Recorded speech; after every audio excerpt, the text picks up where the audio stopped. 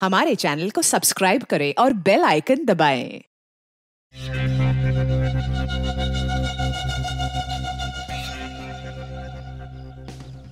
Mister Ranjan, मैं आखिरी बार पूछ रही हूँ, शाम को तुम घर आ रहे हो या नहीं?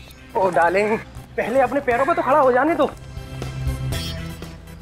मिस्टर रणविजय, अगर शाम को तुम घर नहीं आए और मेरे डैड ने मेरी शादी किसी और से तय कर दी ना, तो तुम सोचना मैं तुम्हारी वो हालत करूंगी कि तुम पैर पे खड़े होने लायक तो दूर, जॉगिंग करने लायक भी नहीं रहोगे। ओ प्रीति सुनो, मजाक कर रहा था बाबू। अरे भाई, कितने बजे आना है अंकल से मिलने? तुम और घर आ रहे हो? Of course. और तुम्हारी जॉब? मुझे नौकरी मिल गई। क्या? हाँ। सच? हाँ। कहाँ?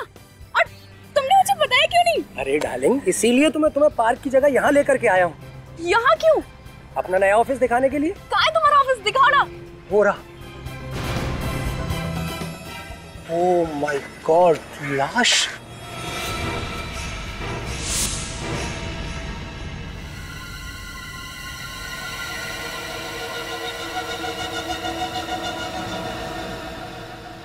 सर, हो सकता है इस आदमी ने आत्महत्या की हो। अगर इसे लटक के मरना होता तो अपने घर पे भी लटक के मर सकता था। ऐसे दो ऊंची बिल्डिंग के बीच में लटकना लॉजिकल लगता है मुझे। लेकिन सर, अगर ये खून है तो खूनी को लाश को किसी सुनसान जगह में काट देनी चाहिए।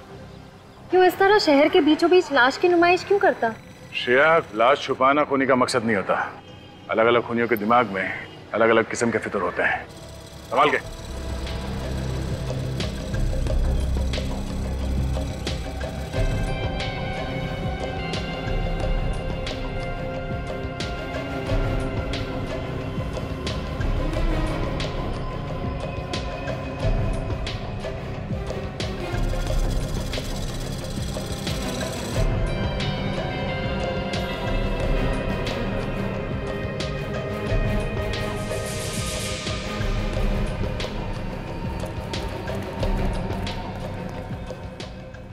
शरीर पे कोई चोट या घाव का निशान तो दिख नहीं रहा है। तो फिर इसकी मौत कैसे हुई होगी?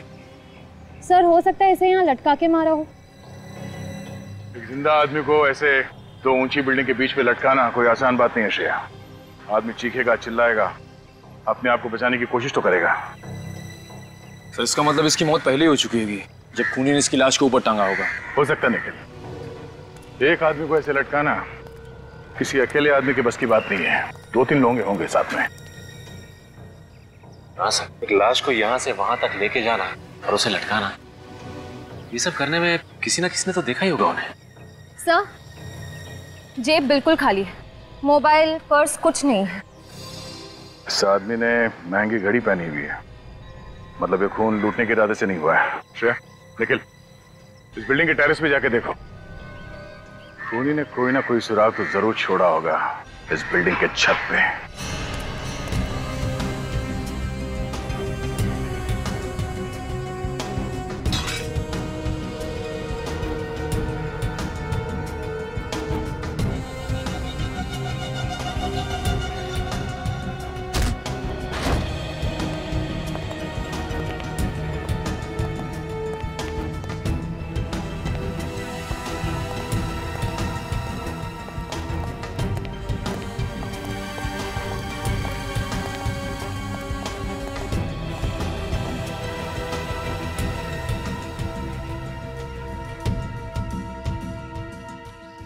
रस्सी यहाँ बिल्डिंग के छत पे बांधी गई है, मतलब खूनी लाश को लेके यहाँ पे आया था।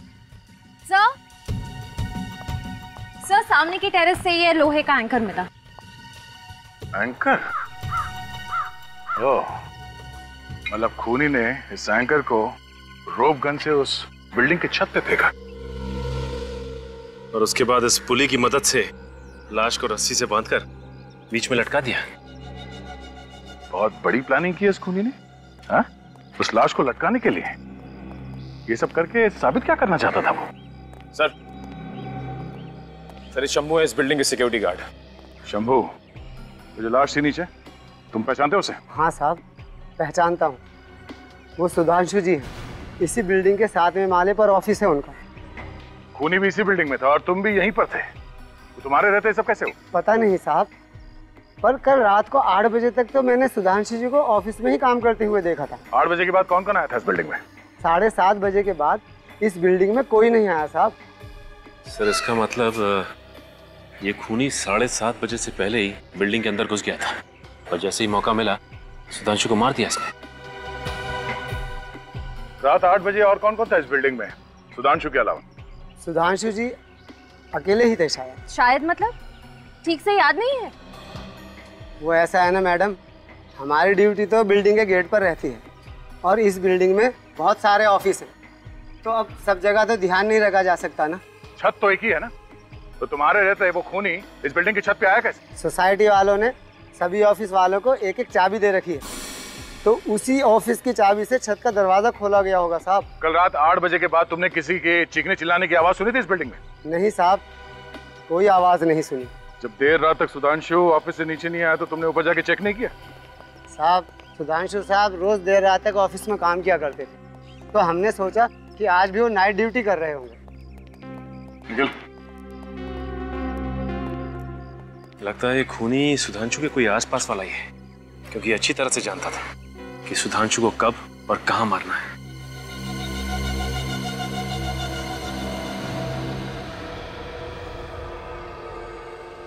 ये देख रहे हैं आप, बस सुधांशु के सर पर यहां किसी भारी चीज से वार किया गया है। यार साळुंखे, ये कोई चोट है ही नहीं, सूजन है सूजन। तुम्हारे कहने का मतलब है कि इतनी सी सूजन की वजह से सुधांशु की मौत हो गई? नहीं, इस चोट की वजह से शायद सुधांशु बेहोश हुआ है।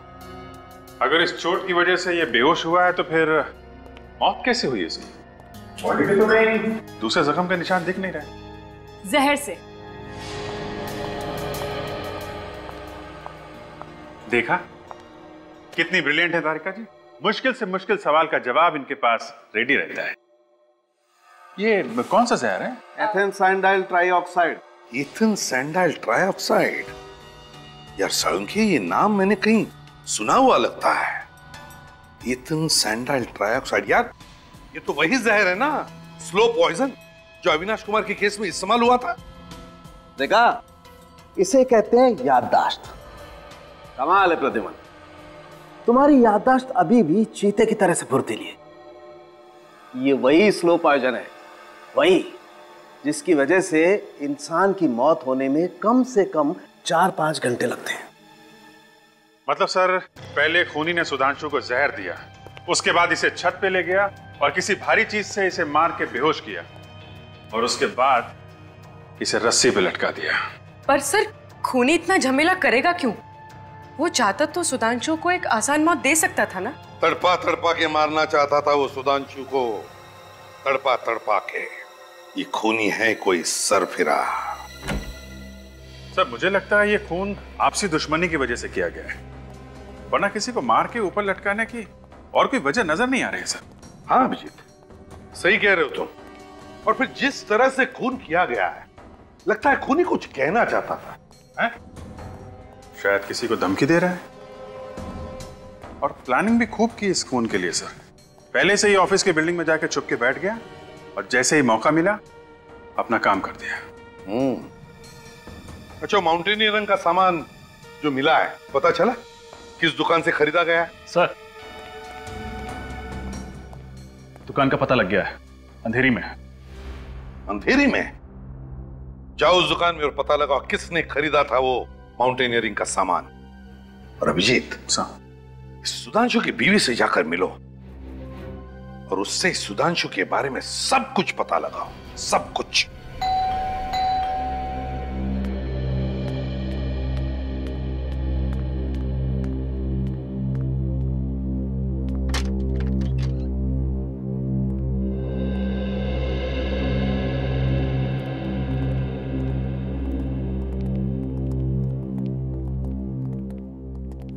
माफ कीजिएगा, हम आपकी हालत समझते हैं, लेकिन सुधांशु के खूनी तक पहुंचने के लिए हमें आपसे कुछ सवाल पूछने पड़ेंगे। जी पूछिए दीदी। आप? जी, ये मेरी बहन निशा है। अच्छा, सुधांशु के बारे में आप हमें कुछ बता सकती हैं? I mean, कोई खास बात? जी खास, हाँ उन्हें ऊंचाई से बहुत डर लगता था। ऊंचाई से डर लगता था? फिर तो शायद ये बात खूनी भी जानता होगा। अच्छा, पिछले कुछ दिनों में सुधांशु किसी बात को लेकर परेशान थे? हाँ, वो पैसों को लेकर बहुत परेशान थे। पैसों को लेकर? क्यों? पता नहीं सर, लेकिन हर महीने के पहले शुक्रवार को वो बैंक से बहुत सारे पैसे निकाल लेते थे और वो पैसा पता नहीं कहाँ जाता था। हर महीने के पहले शुक्रवार को? जी सर। कितना कितना पैसा लाते थे? 1,40,410 रुपए। हाँ? क्या 1,40,410 रुपए हर महीने? जी सर। सर ये चक्कर क्या है? कहीं सुधांशु जी को हर महीने में EMI की कोई किस्त तो नहीं चुकानी पड़ती थी? नहीं, बिल्कुल नहीं। तो वो हर महीने इतने पैसों का करते क्या थे? पता नहीं। आपने कभी पूछा नहीं उनसे? मैंने कई बार उनसे पूछने की कोशिश की, लेकिन हर बार वो टाल देते थे। जीजू को पैसों की इतनी ज्यादा जरूरत पड़ती थी कि एक बार तो उन्होंने मुझसे भी पूछा था कि मैं उन्हें कितने रुपए उधार दे सकती हूँ। अच्छा, आखिर सुधांशु को पैसों की इतनी क्या जरूरत पड़ गई थी? हर महीने 1,40,410 रुपए।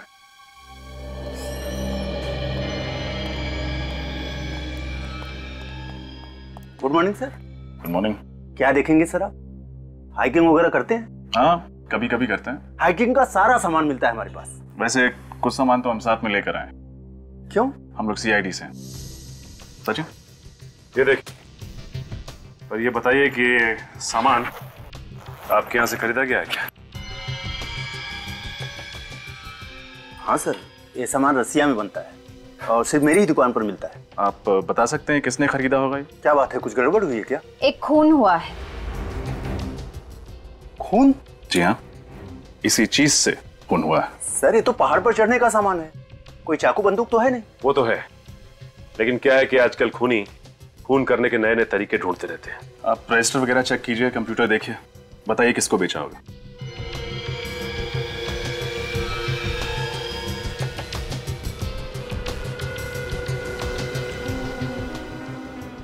इस सामान पर जो बैच नंबर का स्टिकर होता है वो हटा दिया गया है। अब ये बताना मुश्किल है कि इसे किसने खरीदा था। कोई मुश्किल नहीं होगा। हमें ये मत बताओ कि पूरा शहर ऐसा सामान खरीदता रहता है। महीने भर में एक आध आदमी खरीदता होगा। ये कब खरीदा गया सर, ये तो पता चलना चाहिए। पिछले 1 साल में किस किसने खरीदा, देखो। Okay sir.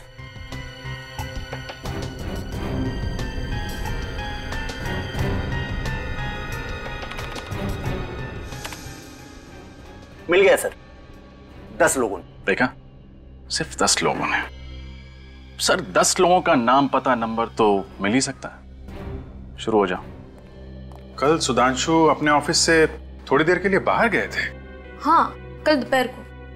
और सर जब कल निकले ऑफिस से तो उनके पास एक बैग था, पर जब वापस आए तो वो बैग उनके पास नहीं था। सर जरूर उसके बैग में वही पैसे होंगे। हो सकता है। अच्छा, ये कितने बजे गए? दोपहर के 1:30 बजे। 1:30 बजे। और कितने बजे वापस आए थे? जल्दी आ गए थे, 1:45 के आसपास। 1:45 बजे? मतलब 15 मिनट के अंदर वापस भी आ गए? मतलब सर ये सुधांशु कहीं आसपास ही गया होगा। हाँ सर, पैदल ही गए थे, ज्यादा दूर नहीं गए होंगे। पैदल गए थे? अच्छा, जब ये वापस आए थे तो कैसे दिख रहे थे? I mean, उनका बर्ताव कैसा था? उनका बर्ताव तो वैसा ही था, पर उनके कपड़े क्या हुआ था कपड़ों में? उनके कपड़ों पर सीमेंट लगा हुआ था। सीमेंट लगा हुआ था? जी हाँ, सीमेंट। और उनके कोट पर पेंट के निशान भी थे। पेंट के निशान? हाँ, हल्का सा पीला रंग का था। अच्छा, थैंक यू वेरी मच।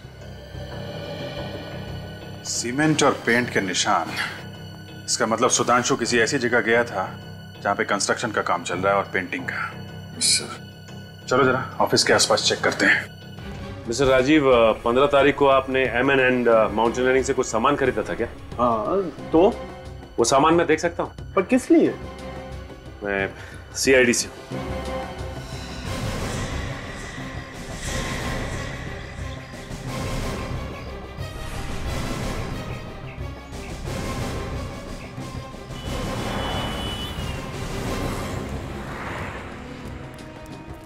एक काम करो, आसपास देखो, वो अंडर कंस्ट्रक्शन बिल्डिंग मिलती है क्या, चेक करो।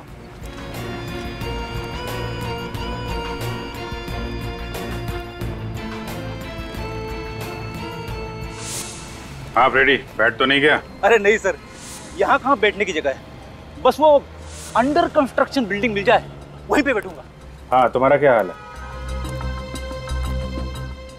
अच्छा, हाँ रुको, आता हूं।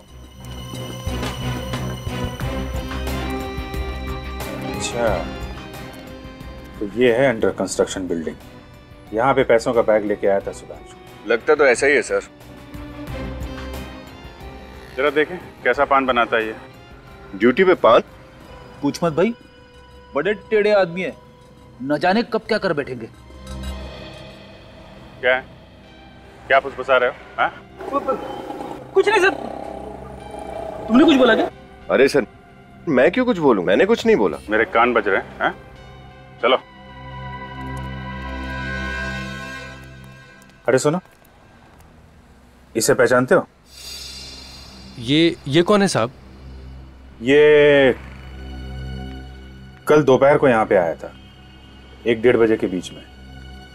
हाँ, अब कुछ कुछ याद आ रहा है साहब। याद आ रहा है? हाँ? इसके हाथ में एक बैग था। बैग? देखो, अभी प्यार से पूछ रहे हैं, जल्दी से याद आ जाए तो अच्छा है, वरना बहुत भारी पड़ेगा। हाँ हाँ साहब, एक बैग था साहब। था ना? क्या किया उसने बैग का? लगता है साहब उस आदमी का दिमाग खराब था, जाते समय खाली हाथ चला गया। अच्छा, ऐसा तो हुआ नहीं होगा कि वो आदमी वहाँ बैग छोड़कर गया और तुमने जाकर देखा ना हो उसमें क्या है। माफ करना, आपने मुझे रंगे हाथों पकड़ लिया साहब।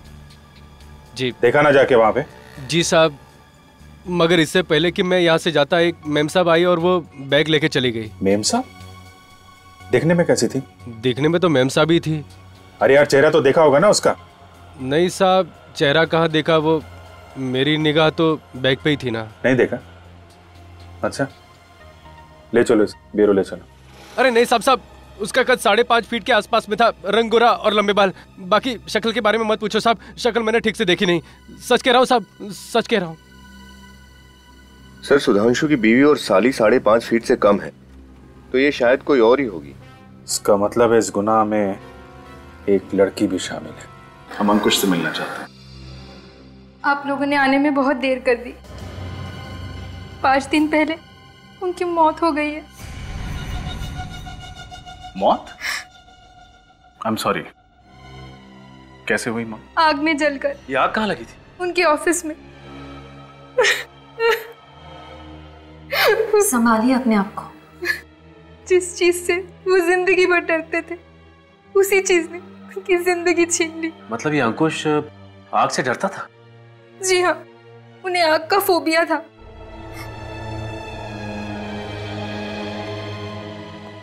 मुझे लगता है खूनी कोई जान पहचान वाला है, जो अंकुश और सुधांशु के फोबियास के बारे में जानता था और उनको तड़पा तड़पा के मारना चाहता था। अच्छा, ये बताइए कि अंकुश ने 23 तारीख को कुछ माउंटेनियरिंग का सामान खरीदा था क्या? जी हाँ, खरीदा था। हम देख सकते हैं? पर उन्होंने कहाँ रखा है मुझे पता नहीं। माफ कीजिएगा, तब तो आपके घर की तलाशी लेनी पड़ेगी। Sure. Sure? Yes sir.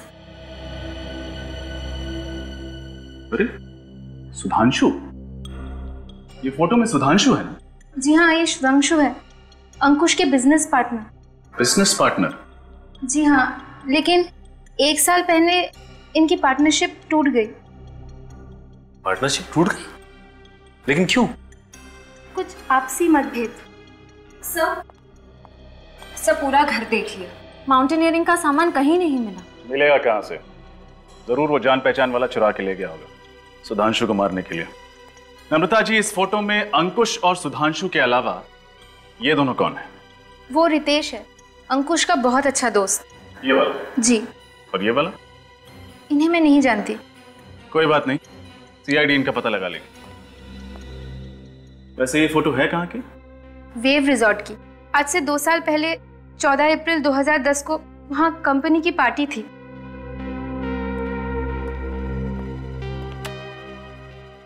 Wave resort, 14 अप्रैल 2010। सर, ये रही फायर डिपार्टमेंट की रिपोर्ट। इसमें साफ साफ लिखा है अंकुश के ऑफिस में जो आग लगी थी वो पेट्रोल की वजह से ही थी। ओह, मतलब आग लगी नहीं, लगाई गई। पेट्रोल छिड़क के ऑफिस को राख कर दिया। मतलब अभिजीत, खूनी ने अंकुश को वही मौत दी जिससे वो सबसे ज्यादा डरता था, आग से। सर, इसका मतलब खूनी कोई ऐसा आदमी है जिसकी दुश्मनी दोनों के साथ थी, अंकुश और सुधांशु के साथ। सर, शायद कोई बिजनेस राइवल हो। सुधांशु और अंकुश पार्टनर्स थे ना? मगर विवेक, सुधांशु और अंकुश इन दोनों की पार्टनरशिप तो 1 साल पहले टूट चुकी थी। चौथे आदमी के बारे में कुछ पता चला क्या? सर, दया लगा हुआ है। और रितेश के बारे में?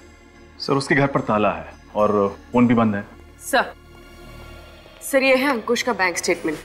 ठीक सुधांशु की तरह अंकुश भी हर महीने के पहले शुक्रवार को अपने अकाउंट से 1,40,410 रुपए निकालता था सर। हाँ? सुधांशु की तरह अंकुश भी?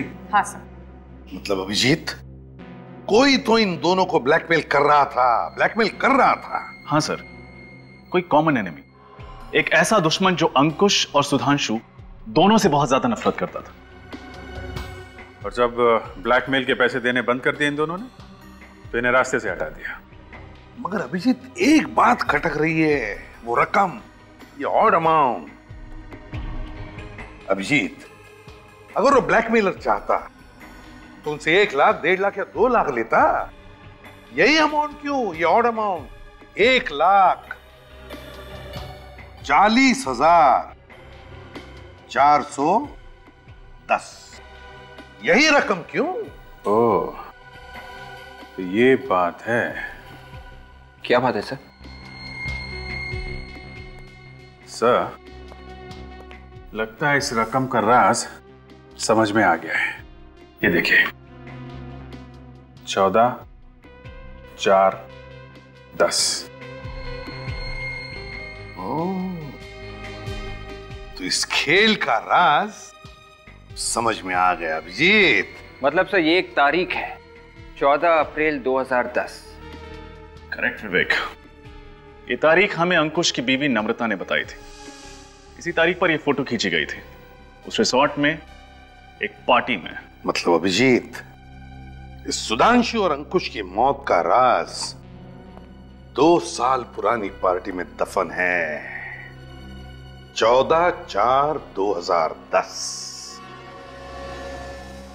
अरे साहब, हमारे रिसोर्ट में हर हफ्ते 1-2 पार्टियां होती रहती हैं। अब 2 साल पहले कौन सी पार्टी हुई होगी, ये बता पाना मुश्किल है साहब। आपकी मुश्किल का इलाज है हमारे पास। इस फोटो को ध्यान से देखिए। ये फोटोज 14 अप्रैल 2010 की है। ओ, ये पार्टी? मैंने कहा था ना, आपकी मुश्किल का इलाज है हमारे पास। आप इस पार्टी के बारे में बात कर रहे हैं? क्यों, कोई खास बात हुई थी क्या इस पार्टी में? जी। क्या हुआ? हमारे रिसोर्ट में पहली बार पुलिस आई थी इस पार्टी की वजह से। दारू पी के झगड़ा शुरू कर दिया था क्या? नहीं सर, पार्टी तो शांति से खत्म हो गई थी, लेकिन गड़बड़ अगले दिन सुबह हुई सर। ऐसा क्या हुआ? सर, इस फोटो में जो ये वाले साहब है ना, ये हमारे रिसोर्ट से गायब हो गए थे। पता ही नहीं चला कहाँ चले गए। फिर मिले नहीं थे क्या? नहीं सर, पुलिस ने काफी ढूंढने की कोशिश की पर कुछ पता ही नहीं चला। ये नाम क्या है इस आदमी का? इनका नाम कुछ वी से था सर। वरुण नहीं, विजय, हाँ विभोर नाम था सर। विभोर नाम था उसका? नहीं, ऐसा तो नहीं कि इन दोनों मौतों का संबंध विभोर के गायब होने से हो? सर, मुझे लगता है इन तीनों दोस्तों ने कुछ गड़बड़ की है और विभोर के गायब होने में भी इन तीनों का हाथ है। विभोर गायब हुआ शायद इसलिए इनके खून हो रहे। 2 साल हो गया विभोर को गायब हुए, आज तक मिला नहीं। आखिर गया तो गया कहाँ? कहीं ऊपर तो चला नहीं गया? आत्मा जाती है ऊपर, लाश नहीं। जमीन पे लाश तो मिलनी चाहिए थी ना। इसके परिवार वालों से पूछते हैं, देखते हैं वो लोग क्या कहते हैं। अरे साहब, आप उस 2 साल पहले वाली पार्टी के बारे में पूछ रहे हैं ना? हाँ, लेकिन तुम कुछ जानते हो क्या उसके बारे में? हाँ साहब, उस विभोर नाम के आदमी ने उस दिन बहुत दारू पी रखी थी। बहुत बोले तो बहुत, हिसाब के बाहर। तो क्या वो पी के गिर गया था यहाँ पे? नहीं सर, उसके 3 दोस्त लेकर गए थे यहाँ से। तुम्हें कैसे मालूम? साहब, मैं यहीं था पार्किंग में। विभोर से तो ठीक से चला भी नहीं जा रहा था। इन्हें पहचानते हो? यही तो थे वो तीनों जो विभोर को लेकर गए थे यहाँ से, और फिर थोड़ी देर बाद वापस भी आए थे। वापस भी आ गए? हाँ सर, लेकिन सिर्फ वो तीनों ही वापस आए। और ये विभोर, ये वापस नहीं आया? विभोर नहीं आया था। विनीत, इसका फोन नंबर ले लो। बस अब पक्का हो गया, उन तीनों ने ही विभोर को मार के कहीं पे गाड़ दिया है। और ये सब करते हुए उन्हें किसी ने देख लिया है और एक एक करके सबको ब्लैकमेल कर रहा है और सबका खून कर रहा है। लगता है अगला नंबर इस रितेश का है। रितेश के घर जाके देखा था? हाँ सर, उसके घर पे ताला लगा हुआ था, लेकिन उसका मोबाइल यहीं पे ट्रेस हुआ है, इसी होटल में। एक्सक्यूज मी, क्या आप इस होटल के मैनेजर हैं? Yes sir. हम आप ही को ढूंढ रहे थे। इस फोटो को देखिए, ये आदमी आपके होटल में ठहरा हुआ है? नहीं सर। ध्यान से देखिए, रितेश नाम है इसका। सर रितेश नाम का कोई भी गेस्ट नहीं ठहरा हमारे होटल में। वैसे आप लोग हैं कौन? CID। सुनो जी सर, ये फोटो देख, इसको देखा होटल में? ये तो उस कॉन्फ्रेंस में था सर। कॉन्फ्रेंस में? कैसी कॉन्फ्रेंस? एक्चुअली सर आज हमारे होटल में मरीन इंजीनियर्स की एक कॉन्फ्रेंस थी, जिसमें बाहर से बहुत से लोग आए हुए थे। कहाँ है कॉन्फ्रेंस हॉल? हॉल नंबर 5 में सर। अभी चालू है कॉन्फ्रेंस? बस 5 मिनट पहले खत्म हुई है। एक्सक्यूज मी, ये जो कॉन्फ्रेंस के लिए बाहर से लोग आए थे, वो है क्या अभी? सर सारे चले गए सर। चले गए? अच्छा ये फोटो देखो, ये आदमी भी था क्या उनमें? ये तो लिफ्ट के अंदर जाते हुए दिखा सर। लिफ्ट के अंदर? तो नीचे गया होगा।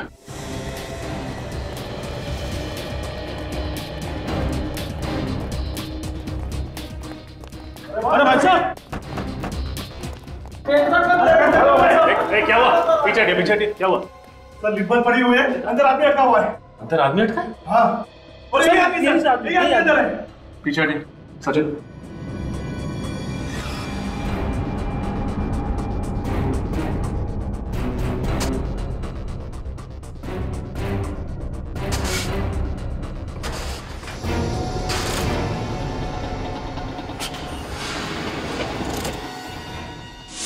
बाहर निकालो।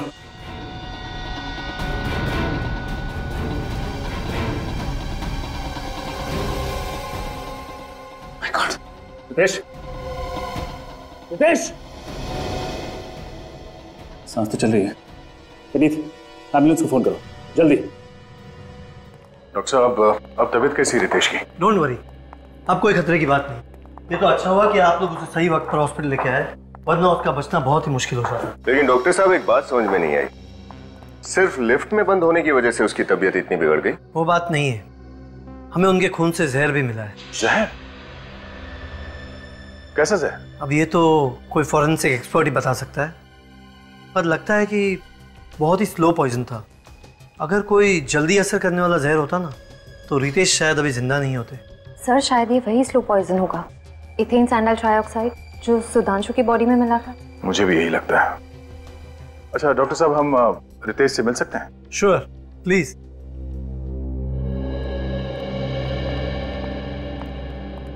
अरे सर,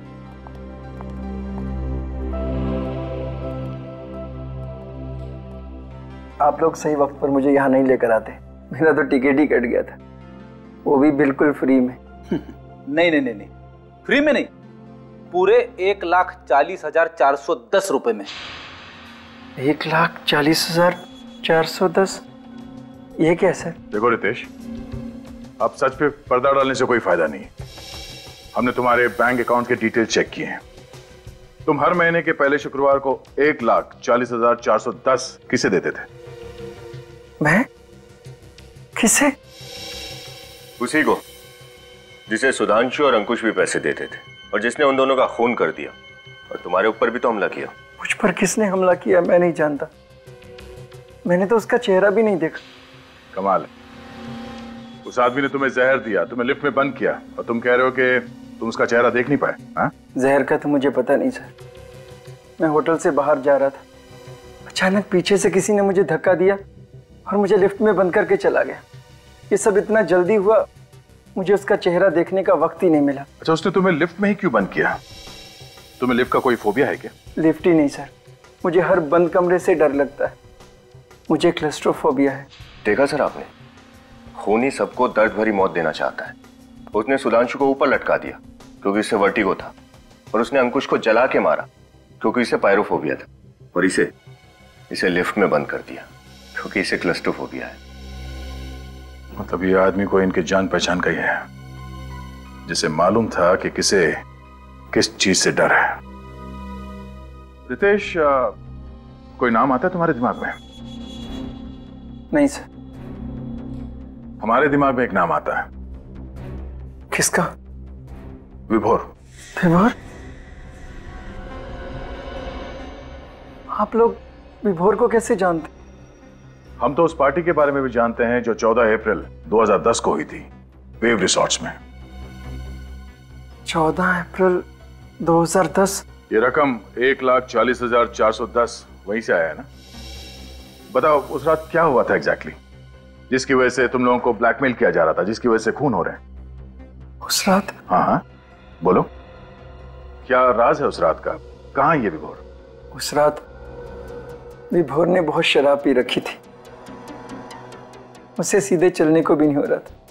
हम लोगों ने सोचा इसको थोड़ा घुमा ला दें, थोड़ा ठंडी हवा लगेगी तो शायद शराब का नशा कम हो जाएगा।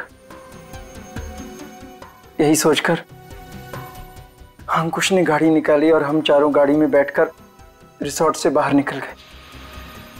रिसोर्ट से थोड़ी दूर जाकर एक खाई थी, अंकुश ने गाड़ी वहीं पे रोक दी और हम चारों वहीं पे बैठ गए और बातें करने लगे। क्या बात करने लगे? इधर उधर की बात जो दोस्तों में होती, थोड़ा हंसी मजाक, एक दूसरे की टांग खींच रहे थे। और थोड़ी देर के बाद हम एक दूसरे के डर के बारे में बातें करने लगे। डर? कैसा डर? हाँ, डर। हर इंसान को किसी न किसी चीज से डर जरूर लगता है। जैसे मुझे क्लस्ट्रोफोबिया, सुधांशु को वर्टिगो और अंकुश आग से डरता था। विभोर को ऑल्टोफोबिया था। ऑल्टोफोबिया? ऊंचाई से डर लगता था उसे? जी हाँ, ऊंचाई का डर, क्योंकि वहां पर खाई थी। हमने विभोर को बहुत उकसाया कि अगर तुझ में हिम्मत है तो तू 2 मिनट उस खाई के पास खड़ा रहे और नीचे देख। ये जानते हुए भी कि उसने शराब पी रखी थी और वो लड़खड़ा रहा था, तुम सबने ऐसा किया? यही तो सबसे बड़ी गलती की हमने। विभोर शराब के नशे में था, उसका बैलेंस बिगड़ गया और वो खाई में जा गिरा। फिर हम जैसे तैसे नीचे उतरे सर। हमने विभोर को ढूंढने की बहुत कोशिश की, लेकिन विभोर नहीं मिला। तब हमने ये फैसला किया कि ये राज किसी को नहीं बताएंगे। ये राज हम अपने सीने में दफन कर देंगे। शर्म आनी चाहिए तुम्हें, खुद को दोस्त कहते हो ना? सर, जो कुछ भी हुआ अनजाने में हुआ है। विभोर की मौत का बोझ हम अपने सीने में लेकर घूम रहे। फिर ये ब्लैकमेलिंग का सिलसिला कब से शुरू हुआ? 3 महीने पहले अचानक हम तीनों को एक चिट्ठी मिली जिसमें लिखा था 1,40,410 रुपया हर महीने अगर हमने उस तक नहीं पहुंचाया तो वो विभोर की मौत का राज दुनिया के सामने लाकर रख देगा। अच्छा, आप लोगों ने पता लगाने की कोशिश नहीं की कि ये पैसे किसके पास जा रहे हैं? की थी, लेकिन सर मुजरिम बहुत चालाक है। वो हर बार पैसे लेने की जगह बदलता था और आखिर में कहता था कि पीछे मुड़कर मत देखना। ये सब बताने के लिए वो फोन करता था? फोन नहीं सर, चिट्ठी लिखकर टाइम और जगह बताता। वो चिट्ठी कहाँ है? चिट्ठी तो मैंने जला दी सर। मुझे डर था कि ये चिट्ठी किसी के हाथ में लग जाए। अगर हमें पहले बता देते हैं तो शायद आज सुधांशु और अंकुश जिंदा होते हैं। अच्छा, अब तुम किसी लड़की को जानते हो जिसका कद 5.5 फुट है, गोरा रंग, लंबे बाल? 5.5 फुट रंग, गोरा? हाँ, जरा सोच के बताओ, क्योंकि पैसे का बैग उठाने के लिए वो लड़की ही आती थी।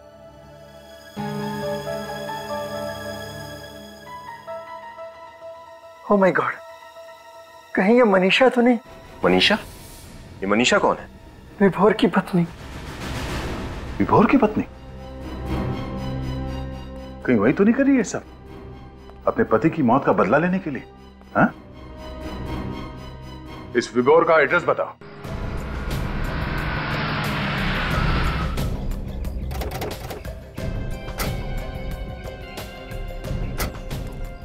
ये विभोर का घर? हाँ सर, विभोर घर गई। सर जरूर इस सबके पीछे मनीषा का ही हाथ होगा।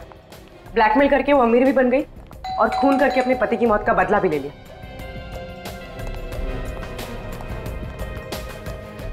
अरे सुनिए, आप लोग कौन है और यहाँ पे क्या कर रहे हैं? हम लोग सीआईडी से हैं। सीआईडी? हाँ। क्या बात है सर, आप लोग इस घर में किसे ढूंढने हैं? मनीषा को, विभोर की पत्नी। सर ये घर तो पिछले 1-1.5 साल से बंद पड़ा हुआ है, यहाँ पर कोई नहीं आता जाता। सर सुनने में आया था कि विभुल मर चुका है, ये बात सच है क्या? हाँ लगता कुछ ऐसे ही है। वैसे पिछले 1-1.5 साल में इस घर में कोई भी नहीं आया? नहीं सर। ठीक है, आप जा सकते हैं। Thank you. पिछले 1-1.5 साल से यहाँ कोई नहीं आया, तो फिर इलेक्ट्रिक बिल, कुरियर, चिट्ठी कुछ तो होना चाहिए था लेटर बॉक्स में। कुछ नहीं। चलो अंदर चल के देखते हैं।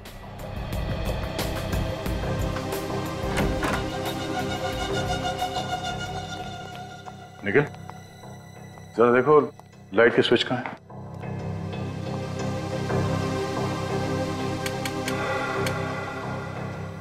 देखा सर, घर में लाइट अभी भी है, कनेक्शन कटा नहीं है। इतना ही नहीं, फर्श भी एकदम चकाचक है। छत पे कहीं भी मकड़ी का जाला नहीं है। ऐसा लगता है यहाँ हर रोज साफ सफाई हो रही है। निखिल जरा ऊपर चेक करना।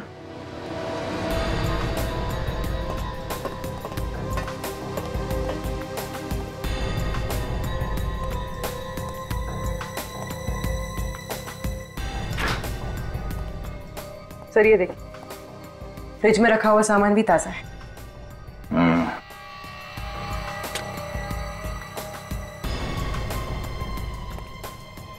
सर ऊपर भी घर एकदम साफ सुथरा है। मतलब ये मनीषा घर में तब आती होगी जब पड़ोसी की नजर उन पे नहीं पड़ती।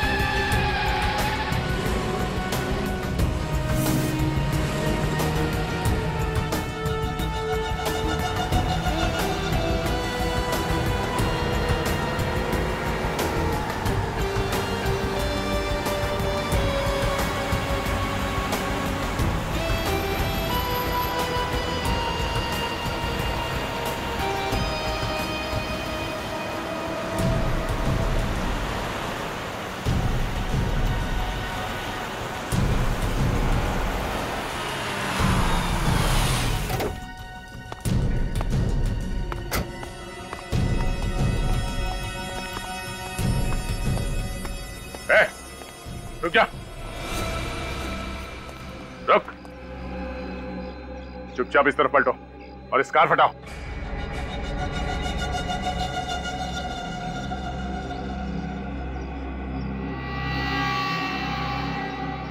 कार हटाओ।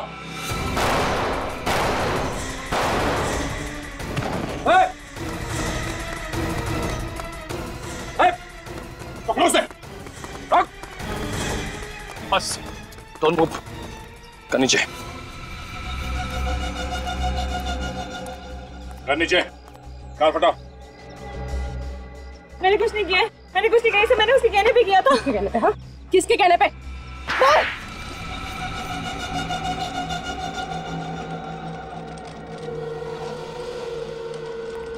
आइए आइए मिस्टर विभोर। स्वर्गलोक से नीचे धरती में आने में कोई दिक्कत तो नहीं हुई आपको? आप मेरा मजाक उड़ा रहे हैं? मजाक? मजाक तो आपने किया अपने दोस्तों के साथ। अपनी झूठी मौत का नाटक करके पहले ब्लैकमेल किया और फिर उन सबको ऊपर पहुंचा दिया। नहीं, ये झूठ है। हाँ, मैंने उन्हें ब्लैकमेल जरूर किया था, लेकिन मैंने किसी का खून नहीं किया है। क्यों कर रहे थे तुम ब्लैकमेल? क्योंकि मुझे उन्हें सजा दिलानी थी। मेरे साथ जो अन्याय हुआ उसका बदला चाहता था मैं। क्या बात है, बड़ी अच्छी सजा है। उनसे लाखों रुपए ऐंठ के तुम्हें इंसाफ मिल गया। मेरी हालत देख रहे हैं ना आप, चल फिर भी नहीं सकता। नर्क से बदतर जिंदगी बना दी उन लोगों ने मेरी। इसके बदले में थोड़े पैसे मिल गए तो क्या गलत किया? इसी बदले की आग को मिटाने के लिए तुमने अंकुश को आग में जला दिया और सुधांशु को लटका दिया। हा? मैं उन्हें क्यों मारूंगा? उनकी मौत की वजह से तो मुझे पैसे मिलने बंद हो गए। और इस हालत में ऐसा कर भी कैसे सकते हैं? अच्छा, तो कौन है वो आप लोगों का चाहने वाला जो आप लोगों के लिए इन तीनों से बदला ले रहा है? हा? एक बात बताओ, उस 14 अप्रैल 2010 को एग्जैक्टली हुआ क्या था वहां पे? सोच समझ के बताना। उस रात मैंने कुछ ज्यादा ही शराब पी ली थी। ठीक से चल भी नहीं पा रहा था मैं। तभी सुधांशु, रितेश और अंकुश ने मुझे कार में बिठाया और मुझे खाई के पास ले गए। उन्हें अच्छी तरह मालूम था कि मुझे ऊंचाई से डर लगता है। मेरा यही डर दूर करने के लिए उन्होंने मुझे खाई के किनारे खड़ा कर दिया। और फिर शराब की वजह से तुम्हारा बैलेंस बिगड़ा और तुम खाई में गिर गए? नहीं, मेरा बैलेंस बिगड़ा नहीं था। किसी ने मुझे पीछे से धक्का मार दिया। धक्का? किसने धक्का दिया तुम्हें? पता नहीं। उस वक्त वहां उन तीनों के अलावा और कोई मौजूद नहीं था। इसका मतलब है उन तीनों में से कोई। सर मेरी तो कुछ समझ में नहीं आ रहा। अंकुश और सुधांशु मर चुके हैं, रितेश की जान जाते जाते रह गई है और विभोर तो इस हालत में है ही नहीं कि वो किसी की जान ले सके। तो सर कौन है वो पांचवा आदमी जिसे हम लोग देख नहीं पा रहे? हाँ सर, और रितेश पर तो खुद जानलेवा हमला हुआ है, तो वो क्यों झूठ बोलेगा? सर जरूर विभोर झूठ बोल रहा होगा। उसने अपने पैसे भी कमा लिए और अपना बदला भी पूरा कर लिया। हाँ, मगर विभोर झूठ क्यों बोलेगा विवेक? क्यों झूठ बोलेगा वो, जब उसे पता ही नहीं कि किसने उस पर जानलेवा हमला करने की कोशिश की? और फिर वो तीन लोगों से बदला लेगा ही क्यों? है बताओ।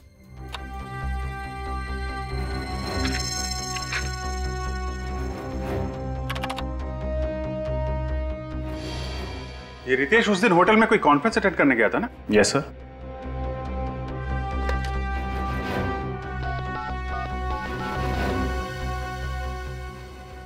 हेलो, मैं सीनियर इंस्पेक्टर अभिजीत बोल रहा हूं सीआईडी से। जी, रितेश आपके होटल में जो कॉन्फ्रेंस अटेंड करने आया था। रितेश, अरे वो जो लिफ्ट में अटक गया था? हाँ जी, हाँ तो वो जो कॉन्फ्रेंस अटेंड करने आया था, आपको मालूम है कौन सी कॉन्फ्रेंस थी, किसकी थी? क्या? Thank you very much sir. Ritesh उस दिन होटल में सबमरीन इंजीनियर्स की कॉन्फ्रेंस अटेंड करने गया था। सबमरीन इंजीनियर्स की कॉन्फ्रेंस? यस। तो फिर अभिजीत, हमारा खूनी मिल गया।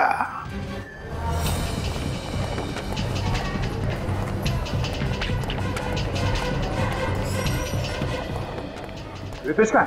वो ब्लड टेस्ट के लिए गए हैं। ब्लड टेस्ट के लिए? अटेंडेंट को फोन करके बोलो उसे वहीं रोके। पर बात क्या है? तो बोला जाए वही करो, जल्दी।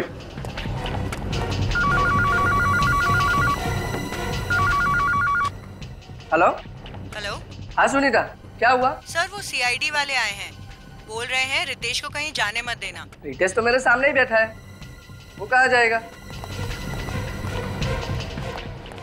ये क्या हुआ? कहाँ गया वो? सर वो बाहर की तरफ गया है। तुम ठीक हो? रेडी, डॉक्टर बुलाओ जल्दी। निकल, इस तरफ देखो।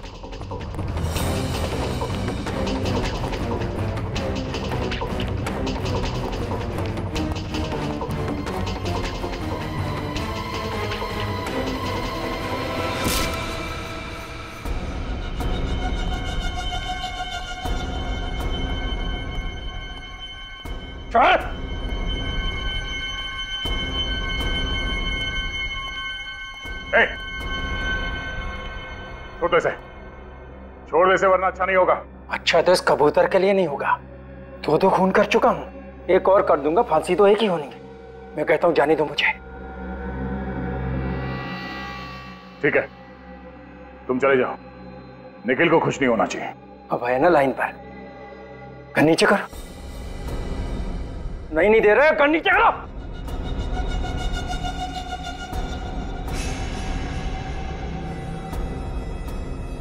सुनाई नहीं दे रहा, कर नीचे कर।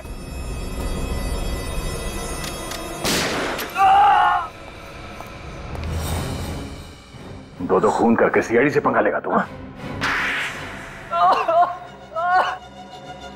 आप लोगों को पता कैसे चला कि खून मैंने किया? तुम्हारा झूठ जो पकड़ लिया हमने। तुमने हमसे कहा कि तुम्हें क्लॉस्ट्रोफोबिया है, मतलब बंद कमरों का डर। हाँ? और अगर ऐसी बात है तो फिर उस दिन वहां होटल में सबमरीन इंजीनियर्स के कॉन्फ्रेंस में क्या करने गए थे तुम? हाँ? इतनी प्लानिंग की छोटी से छोटी बात का ख्याल रखा, फिर ये गलती कैसे हो गई? सीआईडी की बात ही कुछ ऐसी है। एक छोटा सा सुराग भी काफी है हमारे लिए तुम जैसों का भांडा फोड़ने के लिए। अब ये बताओ, अपने दोस्तों को क्यों मारा तुम? लगातार हो रही ब्लैकमेलिंग से सुधांशु और अंकुश परेशान थे। वो मुझे धमकी देने लगे थे कि मेरे किए हुए गुनाह का भुगतान वो नहीं करेंगे और सीआईडी को सब सच सच बता देंगे कि विभोर को धक्का मैंने दिया था। मतलब वो दोनों जानते थे कि विभोर को तुमने धक्का दिया है? हाँ। वैसे तुमने विभोर को धक्का दिया क्यों? क्या बिगाड़ा था उसने तुम्हारा? हाँ? क्योंकि उसने मेरा प्यार छीना था। क्या मतलब? मैं मनीषा से प्यार करता था कॉलेज के दिनों से ही। विभोर को ये अच्छी तरह पता था, फिर भी उसने मनीषा को जाकर प्रपोज किया। और मनीषा ने विभोर का ये शादी का प्रपोजल स्वीकार करके उसे शादी कर ली? हाँ? हाँ, उसी दिन मैंने तय कर लिया था कि विभोर को इसकी भारी कीमत चुकानी पड़ेगी। कीमत विभोर नहीं, तुम चुकाओगे, सलाखों के पीछे फांसी का इंतजार करते हुए, क्योंकि विभोर अभी जिंदा है। For more updates, subscribe to our channel, click the show links and enjoy watching the videos.